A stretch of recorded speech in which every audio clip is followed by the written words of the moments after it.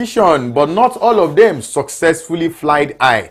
However, while a few dropped, some other persons became high flyers. My name is Shegun Odwaya and welcome to this episode, I beg your pardon, of Punch Sports Extra. Have with me Adekunle. Oh my goodness, how did I make a mistake of your name this morning? Adewale. Oh my goodness. Well, Adekunle Sulaiman is behind the... Exactly. I was almost mentioning, perhaps because we spoke to him last, I was almost mentioning his name. Rather, I was supposed to say Adewale, Abiodun Adewale, I beg your pardon. Oh my goodness, I don't know what's going on. Perhaps the rain is messing with me a little bit. Perhaps it's the euphoria of what went down in Tokyo. Or maybe it's the fever of Ballon d'Or. Perhaps it's the fever of Ballon d'Or. A lot of things could have been happening to me at the moment. But hey, Abiodun Adewale, good afternoon to you. Welcome on board. It's always good to be here.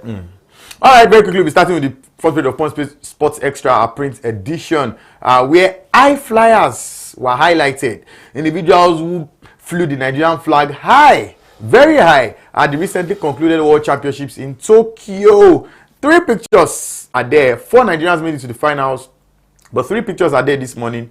The woman who gave us the only medal, the biggest high flyer when it comes to Nigerian athletics, Oluwatobiloba Amusan, the world record holder in 100-meter hurdles. Our picture is right there. The only medalist out of 12 athletes that we took to Tokyo. We equally have Kanyinsola Ajayi, a man who ran one of the fastest times this year, made it to the finals of the World Championships, came 6th. But yeah, I will go with the 6th fastest 100-meter runner in the world. That's better than coming 6th. Yes. And of course, the man who almost made a record, then went back to not making a record, and then went back to not making it. Ezekiel Natana in 400-meter hurdles, who came 4th, but we assumed that the disqualification of the American who came first was going to push him into 4th, Benjamin, and then they said, no, please come back.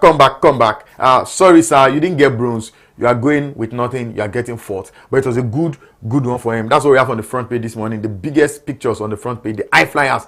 And I have Abiodun Adewale high flyer here with me to discuss this topic. You know, it was a busy year.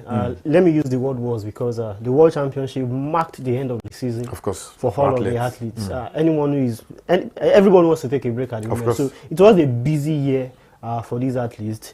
Kanyinsola Ajayi, Israel Okon, Ezekiel Nathaniel, fresh from the NCAA, not even graduated yet, but they've had a very long season in the NCAA, coming to the national trials at home, then going to the World Championship. It's been a long road for them, and they've been on their toes all year. Ezekiel Nathaniel particularly breaking the African indoor record twice this year, and also breaking the national record at least about 5 times or 6 times.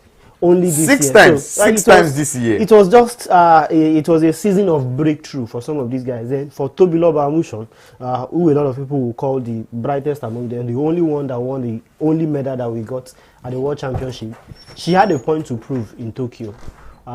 In 2 years now, she has not won any global medal since 2023 Diamond League title. She hasn't, except for running the relays at the African Championships last year and winning the African Games gold medal too. Nothing has been achieved on the global level. People are beginning to write her off. And a lot of said it's what happened in 2023 was just a coincidence. Exactly. So you're lucky. And a lot of names have been coming up in the women's 100-meter hurdles that you could hardly predict who will win. If you have 10 events in the women's hurdle this year, you will not be able to predict who will win 10 of those events. You'll pick 10 different predictions. Exactly. You are likely going to have 10 different winners. But she hasn't even been coming among them in recent meets. The only race she won, I think, was it in Poland? Yes. The only race she won this season, I think, was sometimes in Poland around May or June. Then she ran her season's best also in France, setting another meet record there. So it was just very dicey until getting to the World Championship, and she needed to prove a point that yes, my name is Tobiloba Amusan.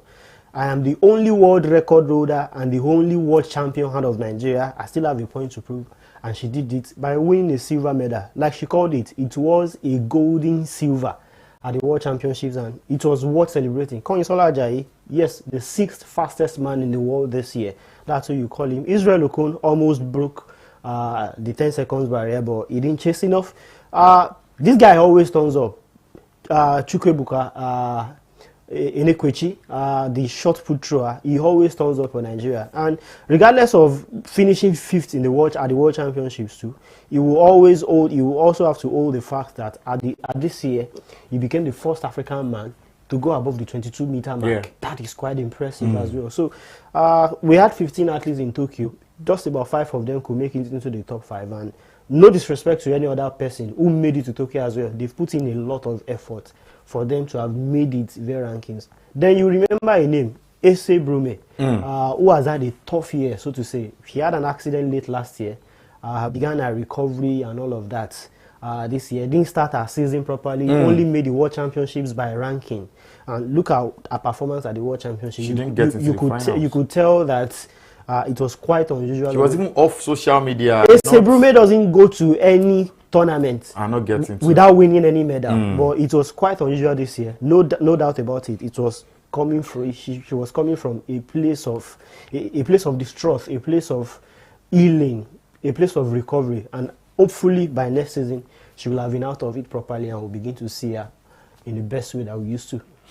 All right, we'll still be coming to proper analysis of what went down in Tokyo. I mean, mind-blowing, of course, sporting activities from various different sports in the track and field. Name them, Mundo Duplantis going high again. Almost, he said it was going into the skies. In fact, that guy has broken the world record about 14 times in the last 5 years. He just can't stop going high. Several other sports that we'll be talking about, but we have to move on with the front page. Today is the Ballon d'Or ceremony. And interestingly, Real Madrid players will also be missing the Ballon d'Or. You remember that last year they felt cheated. President Florentino Perez was angry because he had sources telling him, whispering into his ears, that the eventual winner was not going to be Vinicius Jr., who was the most favored at the time. Bought Rodri of Man City. Now, Barcelona is also not going to be going. Reports even having that PSG will not be going because they are supposed to have a game today. We don't know how that's going to pan out and every day, but Barcelona and Real Madrid will definitely not be there today as a contingent. A big one, Biodun. Is this not the beginning of the end when it comes to, you know, these wars? It started with just one club. Yeah. It's becoming 2 clubs now. Is this not how one day it will just become a thing of past glory for the Ballon d'Or trophy? The 69th edition, earlier this morning, they put out a tweet explaining that the Ballon d'Or is awarded based on 3 main criteria. Individual performances, decisive and impressive character, team performances and achievement, and of course, class and fair play.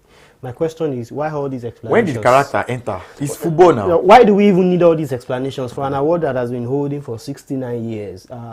These doubts started filtering in maybe some 5 years ago. Then it went down a little bit when they cancelled due to COVID and all of that. 2020. Then, just last year, questions began to arise again about the credibility of the voting process and all of that. If it even gets leaked, it's one problem or the other. So now, 2 clubs are saying they won't be attending as a contingent, leaving players who want to attend individually, just give them the permission to go. And even some players are saying, okay, while my teammate is going, me, I'm not going.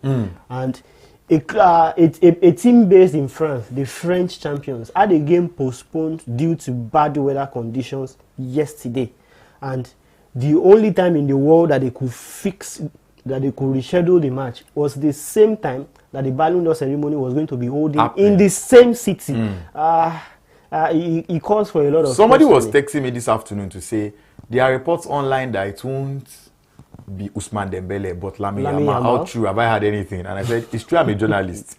But my journalism sources skills, you know, I've not gotten to that level. Perhaps maybe when I become like a Fabrizio who can just make a call or two and have the Ballon d'Or, people with the Ballon d'Or AS giving me the information. But, you know, it's everywhere now. Is that not pointers to why PSG, who have one of the key guys gunning for the Ballon d'Or, is having a game on the day and it's not likely they'll be there? Is he not? So are we not going there? To excuse PSG, I had to check. Okay, who is their most likely player to win it? Maybe Ousmane Dembele. I checked. He was even excused from their game yesterday against Marseille. So there are chances that he will be at the event. He might attend this event. There is a name that people are not mentioning. Rafinha.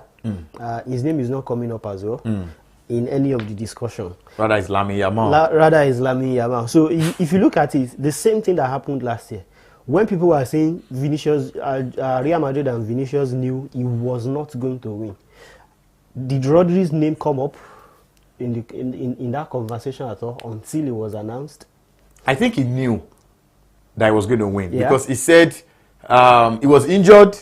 Then they said he was going to be attending. Then there was going to be a special camera crew on him. So that's when people began to say, "Oh, so you have the feeling that it's looking like this might be it," and it happened that way. And it happened that way. So we might just be in for another shocking experience tonight. Regardless of where it goes to, then it will be up for debate. Shouldn't football take the glory? Shouldn't it be? We all know the best sports journalist this year is Abiodun Adewale. It's crystal clear. I mean, shouldn't it be? You know, when things are up to voting, it happens like that. You know, just as the example you cited earlier this year, I personally was in the same situation as well. Yeah, you feel that okay, I got this, but then if it has to go to voting, popularity, test of popularity, and all of that. It becomes another ball game, an emotional affair. Yeah, it becomes another kind of ball game entirely. So that's what it is when an award is up for voting and all of that, not by the scrutiny of a certain jury and all of that.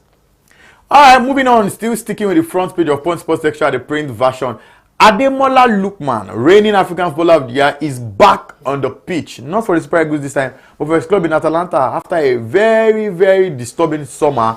And we all thought what's going to happen with his relationship with Atalanta after the press release, the statement he released, the fact that he wanted to leave, the Inter bid, and all of that. Well, he had a couple of minutes to play at the weekend. Interestingly, his team had already done enough damage to get 3 points. And of course, they equally scored 3 goals.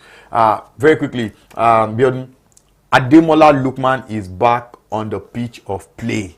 Good news if you ask me. He didn't end up the Osimhen way 2 seasons ago. I mean, was it last season? Yeah, last season. Osimhen found a way out. I mean, he didn't have to go to Turkey. Yeah, but Osimhen found a way out. He did not find a way out. Yeah, but he found a way to reconcile his... A compromise. Meaning that maybe by January they might be opening the books again and try to look for where to sell him. Then note one thing in this particular thing. I think at every opportunity they are always willing to do business. They just want the right money. He only played 3 minutes yesterday, and guess what Ivan Juric is saying? He was advised by the wrong people. So they will welcome him back into the squad.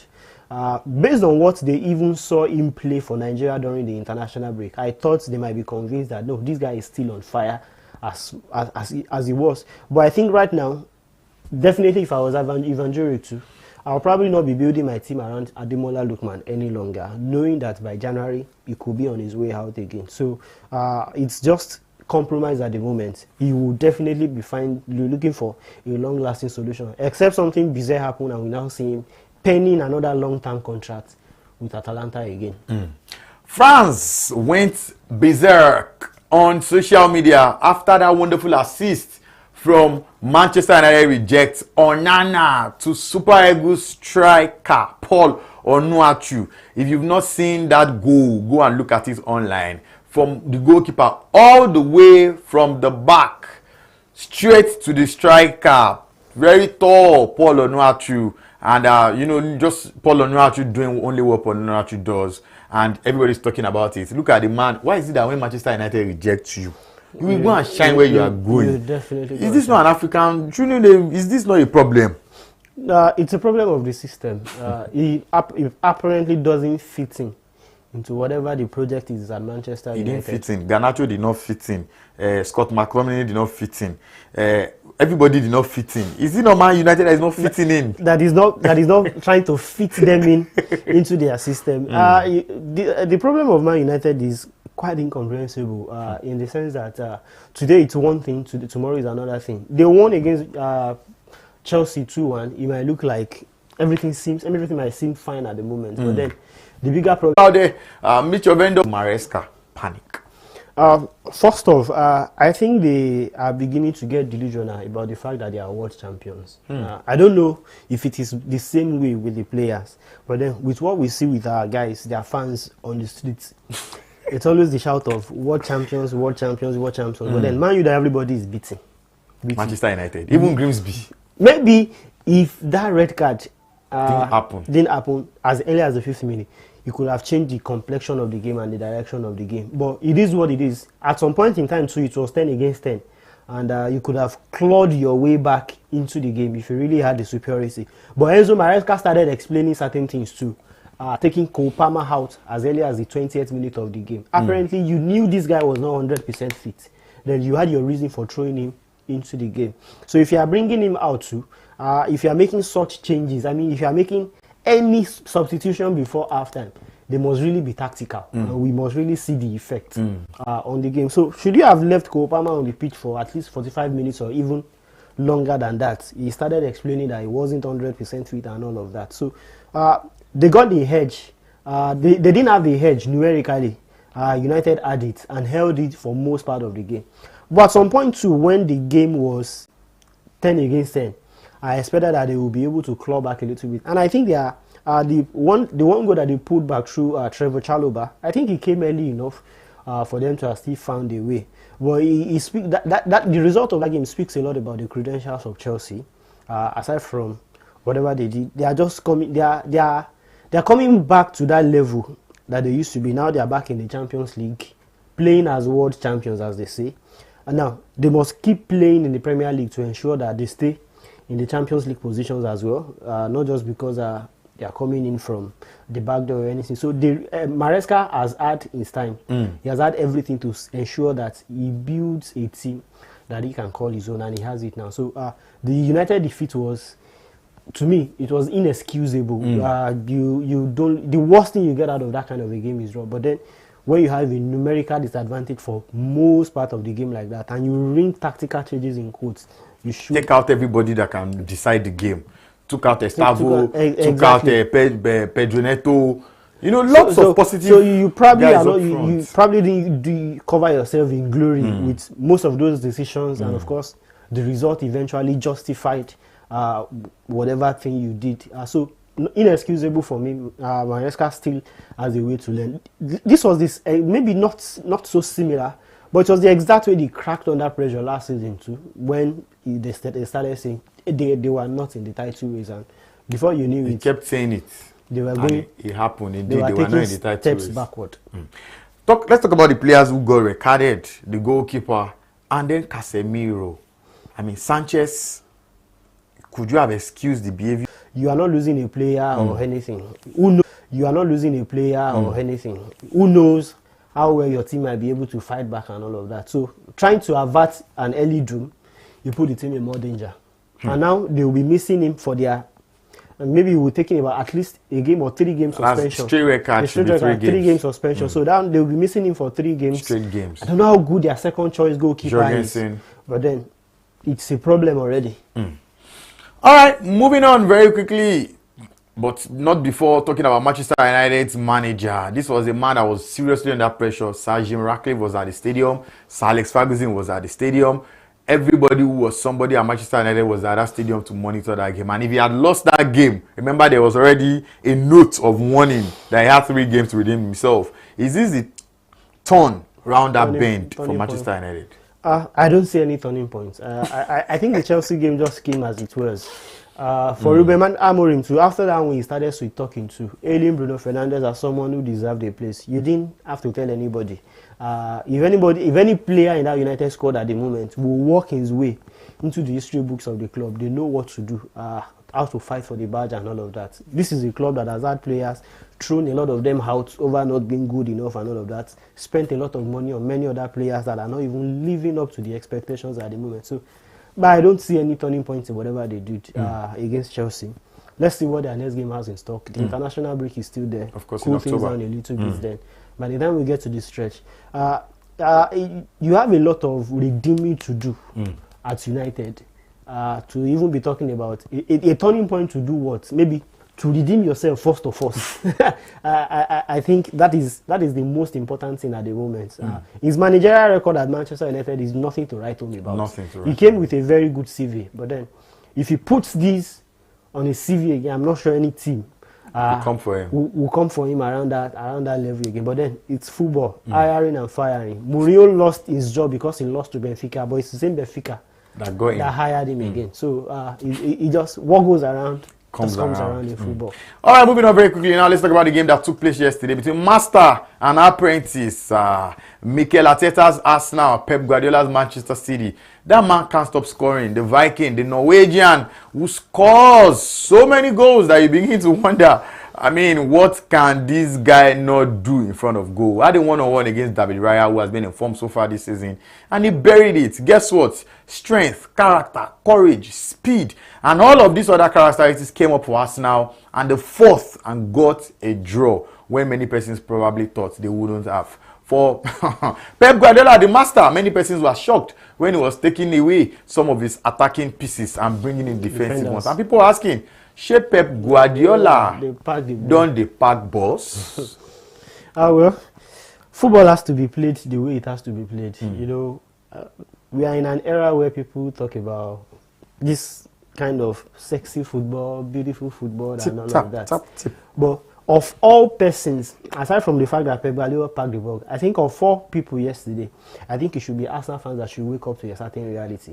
Against Manchester United, United pressed their neck, but they got a 1-0 win. I mean, Arsenal got a 1-0 win in that game. Guess what Arsenal fans did after that game? They started complaining that we didn't play well. Would you guys take the 3 points or you will give it to United? They took it. Now, against Manchester City, they pressed City, but they were 1 goal down against Pep Guardiola's team. Now they got an equalizer. Now they saw the difference between what they did against United and what City did to them. City were leading against them. They were pressing City, but the equalizer didn't come until later in the game. And they didn't get, for all their possession and everything, they didn't get the game. They didn't get the win eventually. So it's a matter of how you start. And that's what makes the difference. And the character that you put into the game on the long run. You know, take for example a team like Liverpool. They've played games, they've won almost every game at the death this season. So it's about character, it's about starting well. And for Arsenal, they have the depth that most teams in the Premier League don't have at the moment. So it's just about taking advantage of that thing. And I like their rivalry with City these days. They are beginning to match them strength for strength and all of that. But these are the little games that will make a lot of difference in the title run. The points you get 3 points turning 1, 0 points turning 1. Exactly. So it's a lot to lose. I mean, 2 points is a lot to throw away when you are playing City as your home ground, except you are going to the Etihad to get another 1 point again, or even beat them at the Etihad. So there's a stark reality that is staring at everyone in the field right now. Get your result, regardless of how you want to get it. Of course, you will have the chance to play, set up the way you want to set up, play low block, play high block, play different kind of block. Just protect your results. And if you have to press on to get late winners too, throw every man behind the ball, get your win, get your 3 points, and be where you are supposed to be on top of the table. Liverpool against Everton, Merseyside derby. At the end of the day, Liverpool fought deep like they've always done this season. Got a 2-1 win, and you know, just the second season of Arne Slot has been them slotting everything in, fighting up until the end. But they've grabbed maximum points from all their Premier League games this season. Personally, if you ask me, the late wins are worrisome. If you ask me, how long will Liverpool continue to do that? How many teams can they afford to beat in that manner? Especially when it's even Atletico Madrid that everybody in La Liga has taken very reasonable points of them. They came to Anfield in the Champions League and they were almost going to get a draw. So they made Atletico look really like a big team. So I think at every point in certain games, Liverpool always lose it. And ironically too, they've not scored early in any of those games this season, maybe except for Atletico Madrid and even the Everton game. There has been really no early goals for Liverpool. All their goals have come in maybe deep into the first half or very early in the second half too. So the late winners are worrisome, but you sit back and relax when you look at the character of the team that is playing, when you look at the quality of players that you have. Even Alexander Isak is not even ticking yet, but you can be rest assured that if push comes to shove, in any game where you need to throw maybe 3 strikers up front, you will have Ekitike, Isak, or even maybe Federico Chiesa, Mohamed Salah, and everybody chasing the ball and trying to get the goal. But I think Liverpool need to work more, very, very, very well, especially on their back line. And something has changed, especially since the departure of Trent Alexander-Arnold, especially. And now that Andy Robertson doesn't start very well at left back, there are a limited number of crosses that they play these days. So that style of play, the style of play that they currently have now, it looks a little bit strange, because most when you are expecting some very beautiful crosses, you don't see them. Just this passing around and all of that. Not even Salah has scored the most of glamorous goals this season, but then everybody just keeps getting the job done and the teams keep moving as one. All right, but against Everton, they found a way to get something out of that. Thank God for those 2 early goals, actually, because Everton came back in the second half with an intent to get something out of that game. So, and look at it, the Everton's 1 goal came quite early in the second half. They didn't stop pressing until then. But Liverpool did little or nothing to extend their lead, but they did so much to ensure that they preserved that 2-1 lead. All right, for Real Madrid, a win, massive win for Real Madrid, 2-0, 2 goals to nil. Of course, Kylian Mbappe can't just score in as well. A win for Barcelona too. I mean, Barcelona being Barcelona, the first time they were already a couple of goals up and all of that. But very quickly, Biodun, let's talk about the Ballon d'Or tonight. I know we've talked about it a little bit because of the front page, but hey, who do you think is going away with this? If you ask me, I would have been saying probably Ousmane Dembele should be going up with this award. But now you have changed your mind? I'm still not. I'm not leaving it for any kind of upset or any kind of surprises. I'm still going with Ousmane Dembele. Okay. All right. Let's move over now to the World Championship that ended yesterday. A couple of days of maximum fun. The very best of athletes. You could see physicality. You could see ruggedness. You could see drive, passion, energy. Some guys just grinding it out in the last seconds, last minute. I think that's what it's all about. Quickly, let's just analyze. I mean, your best moments from the World Championships. Any race, 4x100, 4x400, 200 meter male, 100 meter male, 200 female, wherever. Just your best moments overall. My best moment as a team would have to be the 4x400 meter men's final that I saw yesterday. So the way Botswana came from behind to snatch the gold medal away from the Americans. Even South Africa almost sneaked into second place. It was a matter of photo finish for South Africa not to have got the silver medal in that event. Then on a personal level, to individual athletes who really shined at the World Championships, these 2 Americans, Sydney McLaughlin-Lebron, converting from the 400 meter hurdles and dropping a championship record in the 400 meter flats was quite superb. And she was in the relays too, and I saw how this Melissa Jefferson Wooden also claimed 100 and 200, first 200. American woman. And then she added the relay to it to make it 3 gold medals. It's been, I had to go dig a little bit into, she's been coming a long way since Oregon in 2022. But she's not just been getting it. She finished 8th in Oregon 2022, but was in the Americas relay team. The following World Championship in Budapest, she didn't medal, but she was in the relay team. But 2025 has been a kind of turnaround for Melissa, and she's been winning everything, unbeaten this season. She has never finished second in any race this season. So it's a big year for her, and she's crowning it with 3 World Championship medals. It means a lot. All right, who for you? I mean, your top 3 athletes of this World Championships? Melissa Jefferson Wooden, Sydney McLaughlin-Lebron, and of course, Toby Amushon. Interesting. I like the fact that the man is ignoring my best guy, and without a doubt, my best man or my best athlete from World Championship 2025 is Colin Komenachipi. I mean, I don't know. I hope I'm not murdering that guy's name. The Botswana man who ran the last leg in 400 meters, equally won gold in 400 meters. I mean, 21 years of age. Yeah. For me, it's just the man of the moment. Man of the moment, skinny looking guy, and with his energy, you just never think it's going to happen. For me, I think I give it to him. And let's not forget that Shelley Fraser-Price also retired. Retired, and she won a silver medal in her last race of her career. She equally started with a silver medal in Osaka 2007. And she's ending with the same color of medal. Congratulations to everyone who participated. I had a nice time watching, and as an analyst, as just an individual watching, it was fun for me, and I guess same for you athletics followers out there. Hey, we've hit the home stretch. It's almost the end of the show. A very big thank you to Adibello Adewale for being a part of this package. A very big thank you to the production team for being doing the right things and pressing the right buttons. But like I always say, the beginnings of things belongs to you, our dear viewers, because we wouldn't be here if you are not there. Join us next week, Monday, God willing, for more in the world of sports. And by then, I'm sure we would have had our Best Player of the Year award, as the Ballon d'Or award ceremony is tonight. My name is Shegun.